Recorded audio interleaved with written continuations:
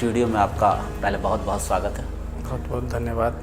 सबसे पहले राजीव जी ये जानना चाहेंगे कि जब आप इतनी उच्च शिक्षा प्राप्त किए तो फिर अचानक राजनीति की तरफ क्यों आ गए?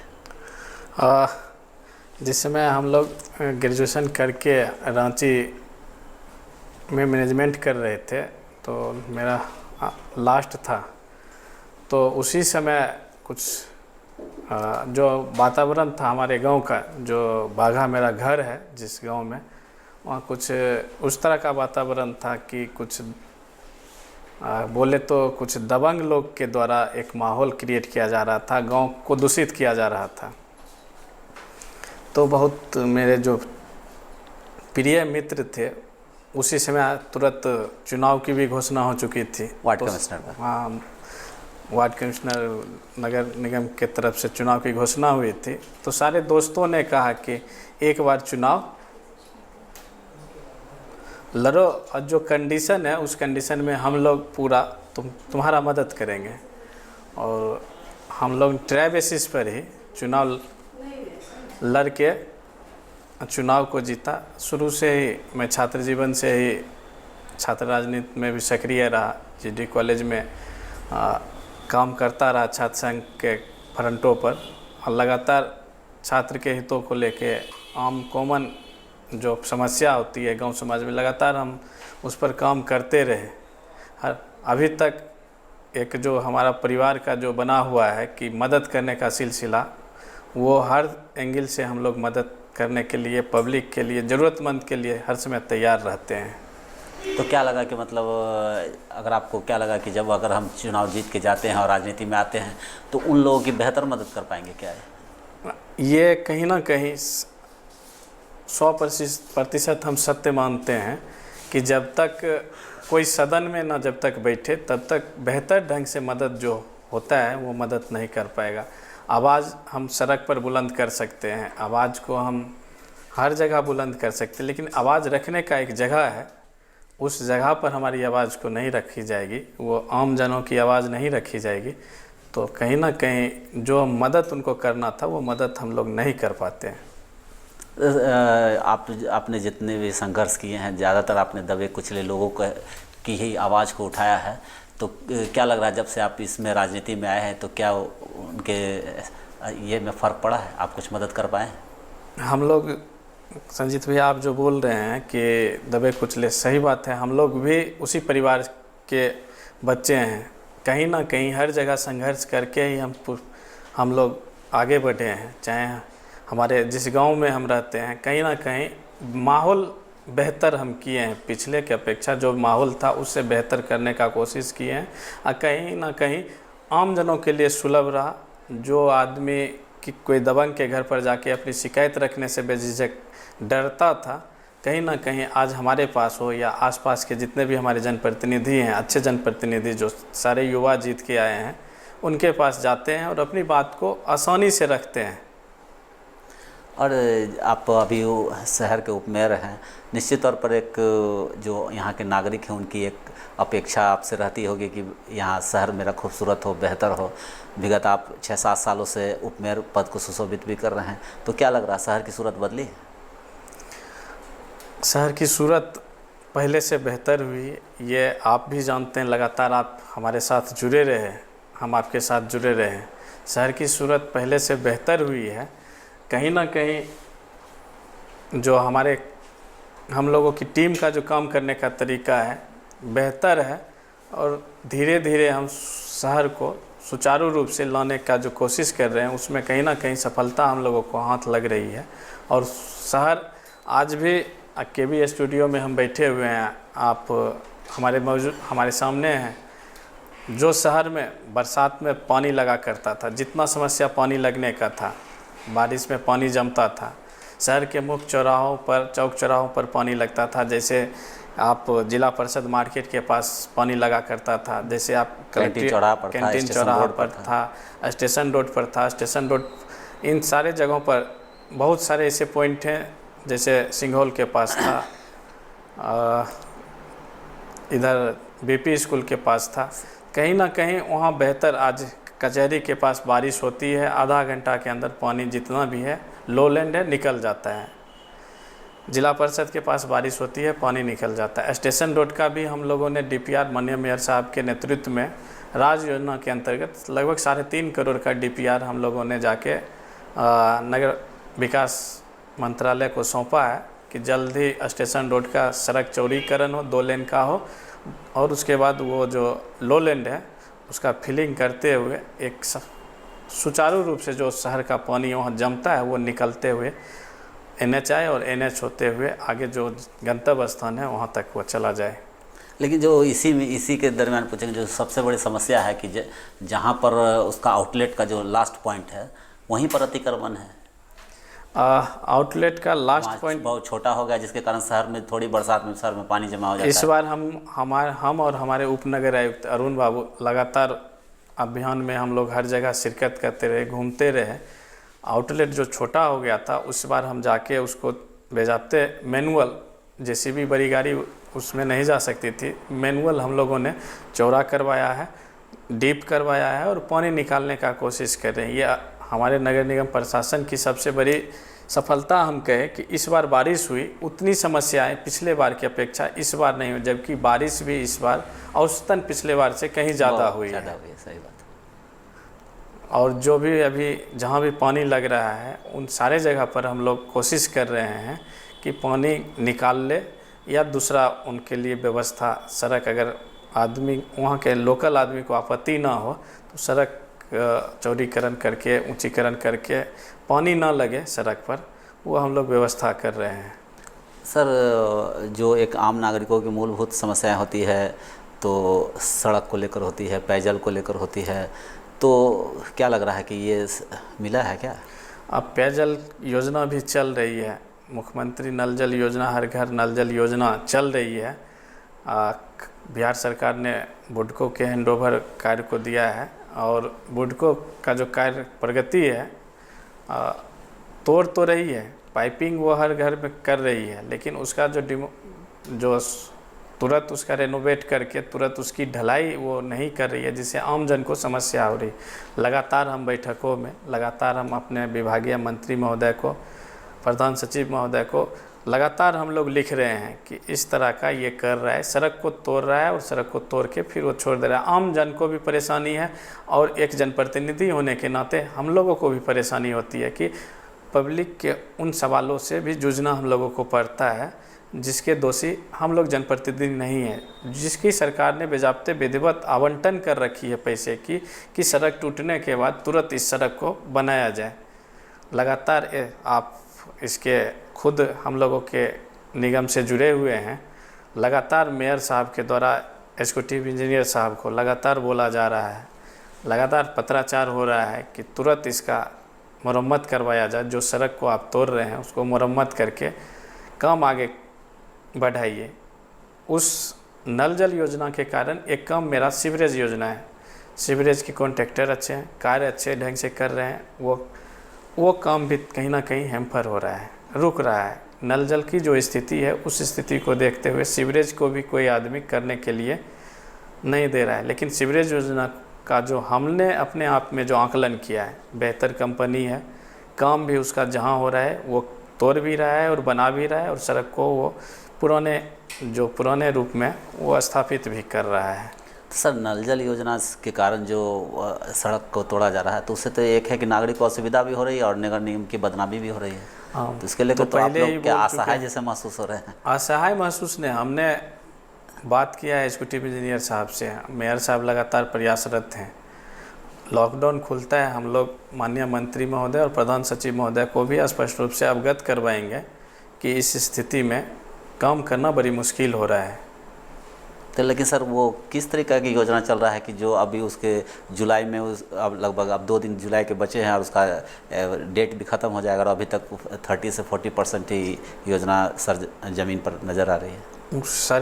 बिहार सरकार ने अपना एग्रीमेंट कर रखा है, वो जितना लेट करेगा उसका टाइम एक्सटेंशन जो होता है मनी पर कुछ परसेंटेज होता है वो कटता हुआ जाएगा। जितना लेट करेगा उसका पैसा कटेगा और उन पैसों में ही उनको काम करना है। और तो ये तो सर हुए कि कंपनी की बात है, लेकिन आम नागरिकों को शुद्ध पेयजल कब तक मिल जाएगा, ये जानना चाहते हैं। हम लोगों का टारगेट था कि 2020 तक हम लोग शुद्ध पेयजल लास्ट तक हर घर को पहुंचा दें, लेकिन जो कार्य प्रगति है उस कार्य प्रगति में यही कोशिश है कि किसी तरह जितना काम हुआ है, जितना पाइपिंग हुआ है जी। उतने घर को हम कम से कम लाभान्वित कर दें, उसके आसपास के घरों को 2020 तक हम लाभान्वित कर दें। उन घरों में पानी, शुद्ध जो पानी है, आयरन मुक्त जो हम लोगों का है कि आयरन मुक्त पानी हर घर को हम लोग पहुंचा दें। सर शहर में ये तो हम नहीं कहेंगे कि सड़कें तो कुछ बनी हैं, गली गली में भी सड़कें बनी हैं, लेकिन कुछ महत्वपूर्ण ऐसी सड़कें हैं जिससे लगभग लाखों की आबादी गुजरती है और वो बहुत दिन से लोगों की मांग भी रही है, लेकिन आज भी वो उसी स्थिति में है। जैसे आप जीडी कॉलेज के सड़क को ले लीजिए, सर्वोदय नगर के ले लीजिए, बाघा में भी ले लीजिए, उलाव में ले लीजिए, आप राजापुर में ले लीजिए, ये सब सड़क की मांग शुरू से ही रही है।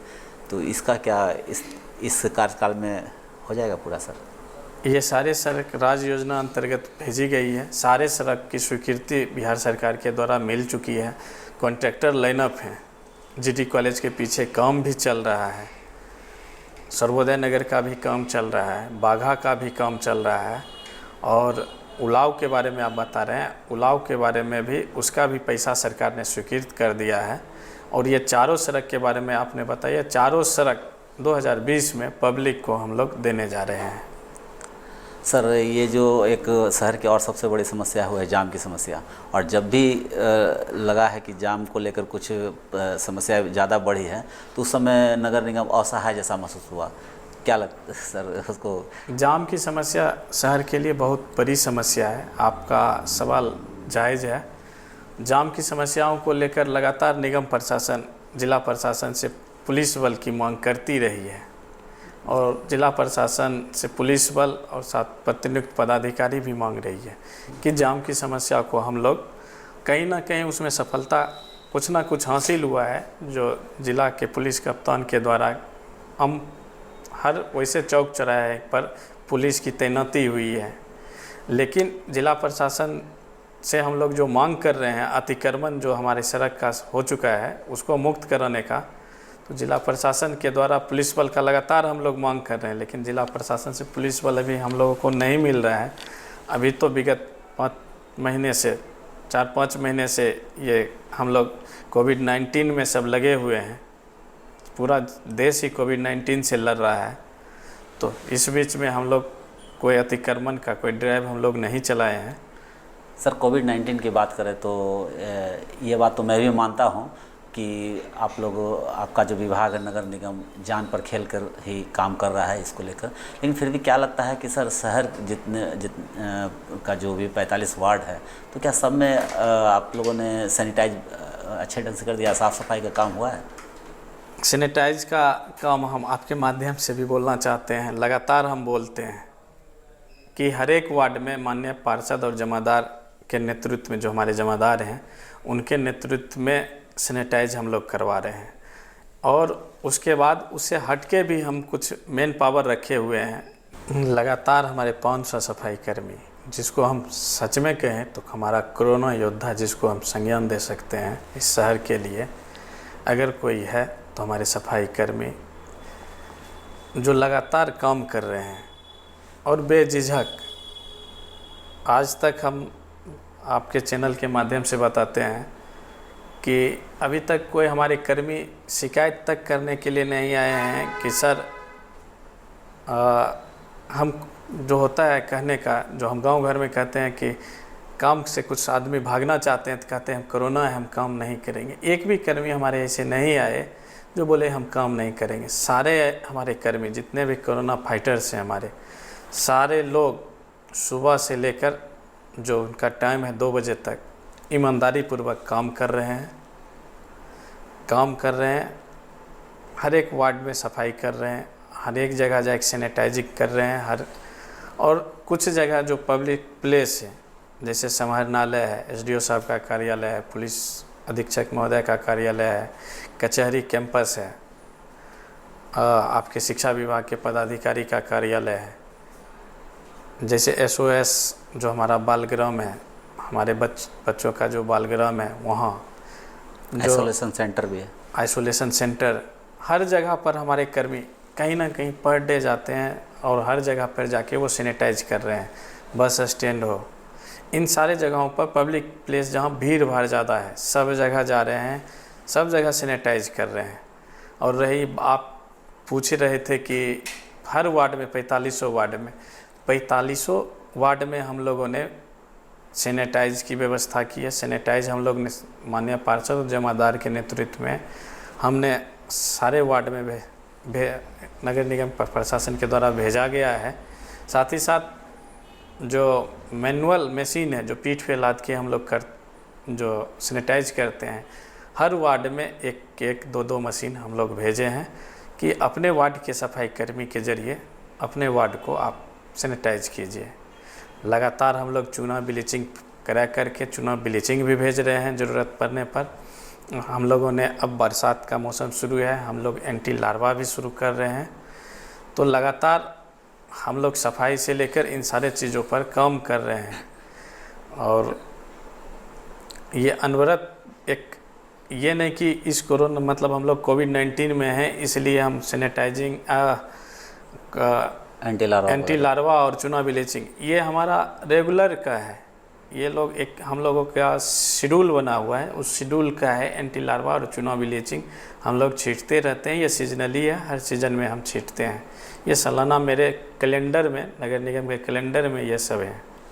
सर ये तो सही बात है कि आपके जो नगर निगम के कर्मी हैं, सफाई कर्मी है और अन्य कर्मी भी हैं, उनकी जितनी भी तारीफ़ की जाए वो कम है। क्योंकि मैंने खुद देखा है कि बहुत विषम परिस्थिति में जहाँ पर हम लोग पत्रकार लोग भाग जाते थे, नहीं जा पाते थे, वहाँ भी उस जोन में जाकर ये काम किए हैं, इसलिए काबिल तारीफ़ है। लेकिन सर एक छोटी सी बात ये भी है कि आम नागरिकों की छोटी सी डिमांड है। डिमांड तो बहुत छोटी है लेकिन आज तक वो पूरा नहीं हो पाए। वो है कि यूरिनल की व्यवस्था एक शहर में ज़्यादा अच्छे ढंग की नहीं है। सर हम लोगों ने अभी 40 यूरिनल परचेज किया है, 40 पीस मतलब डबल 2 पेयर, एक पेयर का 2 मतलब यूरिनल है। 40 पॉइंट पर हम लगाने जा रहे हैं, वो आ भी चुका है। शहर के 40 वैसे पॉइंट पर लगाने जा रहे हैं। जो भीड़ भाड़ वाला इलाका है, जहाँ यूरिन करने में आदमी को परेशानी होता है, वहाँ एक महिला और एक जेंट्स हर जगह हम इंस्टॉल करने जा रहे हैं। और ये हमको लगता है जल्द ही हम इस महीने के लास्ट तक ही हम प्रमुख चौक चौराहों पर हम इंस्टॉल कर देंगे। अब सर थोड़ा सा आप नगर निगम से हट के प्रश्न करते हैं कि आप सीपीआई से भी जुड़े रहे, तो कहीं कहीं ऐसा लग रहा है कि वो जो आपका वो राजनीतिक जीवन था नगर निगम में उप मेयर बनने के बाद वो ख़त्म सा हो गया है या लुप्त सा हो रहा है? नहीं, ऐसा कोई बात नहीं है। हम पहले भी बोलते थे काम के प्रति, हम आज भी हम बोलते हैं। आप पहले पब्लिक प्लेस में जाके बोलते थे, अब ऑफिस में बैठ के, ऑफिस एक जिम्मेवारी आप लोगों के ज़रिए मिला है और उसको हम अपने कार्यालय से करके हम काम करें। आपने हमें जिम्मेवारी दी है काम करने की, तो हमको बैठ के वो जिम्मेवारी निर्वहन कर रहे हैं आपके कार्यों का। कहीं से भी मेरा जो आप जो कह रहे हैं आपके बोलने का है, कहीं से भी मेरा वो छवि कहीं से भी ख़त्म नहीं हुआ है। हम कल भी लड़ाकू थे, संघर्ष करते थे, आज भी हम संघर्ष करते हैं और हम अपने कार्यों के प्रति 100% वफादार हैं और हम कहीं ना अपने सिद्धांतों के साथ कहीं समझौता नहीं करेंगे, ये हम आपको भरोसा दिलाते हैं। हम कल भी अपने सिद्धांत पे अडिग थे, आज भी अपने सिद्धांत पे अडिग हैं। सर शहर नहीं पूरे ज़िले में एक चर्चा है कि इस बार आप बखरी विधानसभा से चुनाव लड़ने वाले हैं, इसमें कितनी सच्चाई है सर? अभी तक था आपके मुंह से ही हम सुन रहे हैं, अभी तक कहीं सुने नहीं हैं। नहीं सर, पूरे शहर में चर्चा है, ये तो हो नहीं सकता है कि आप नहीं सुने होंगे। हम अभी तक नहीं सुने हैं। चुनाव लड़ने का अभी तक तो कहीं हमको कहीं कोई न पार्टी से कुछ चर्चा है, न अपने सहयोगी जितने हैं उनसे कोई चर्चा, ऐसा कोई चर्चा। अच्छा, आपका क्या मन है? अभी कुछ नहीं है, जो जैसा होगा, जैसा पार्टी का आदेश होगा वैसा हम लोग करेंगे। अगर पार्टी आदेश देती है कि बखरी विधानसभा से लड़ जाइए तो लड़ेंगे हम लोग। यानी कुल मिलाकर ये आम जनता माने कि आप मेंटली प्रिपेयर हैं इसके लिए? मेंटली हम लोग तो प्रिपेयर हर समय ही रहते हैं। जब हम बोल चुके हैं कि हम संघर्ष के आदी हैं, हर जगह संघर्ष करना है, कहीं भी जाना है संघर्ष करना है, तो मेंटली प्रिपेयर आपके नगर निगम में भी हैं जहाँ का व्हिप होगा वहाँ भी हम संघर्ष के लिए तैयार हैं। चुनाव लड़के एक सत्ता सुख भोगने का हम लोगों का कहीं से भी कोई मंशा नहीं है।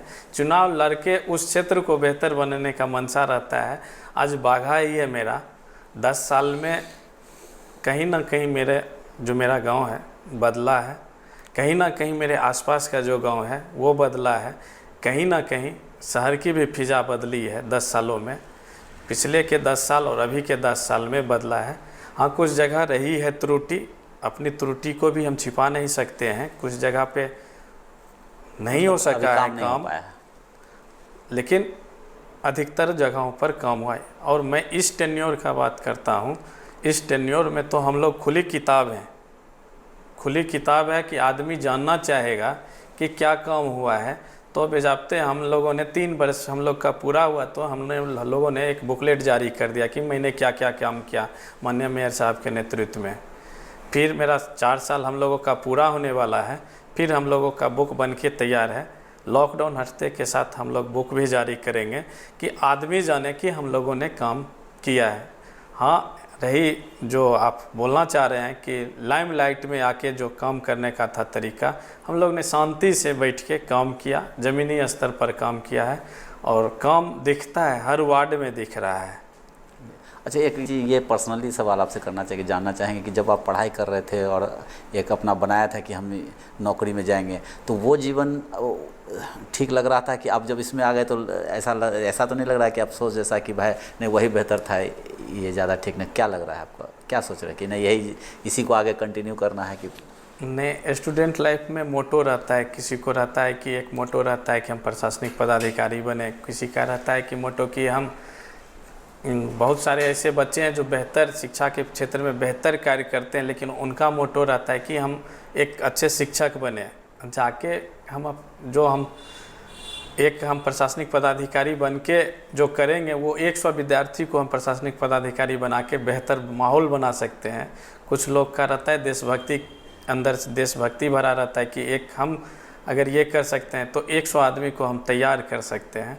कुछ लोगों को रहता है कि हम शिक्षक बने, कुछ लोगों को रहता है कि हम जनप्रतिनिधि बने, कुछ लोगों को रहता है कि विभिन्न क्षेत्रों में जाए। लेकिन ये बात आप जो बोल रहे हैं 100% ये भी सही है कि जॉब करना बड़ी आसान है, जनप्रतिनिधि भी बन के जो उनका टेन्योर होता है, समय सीमा होता है, उसको निर्वहन करना बड़ी मुश्किल होता है।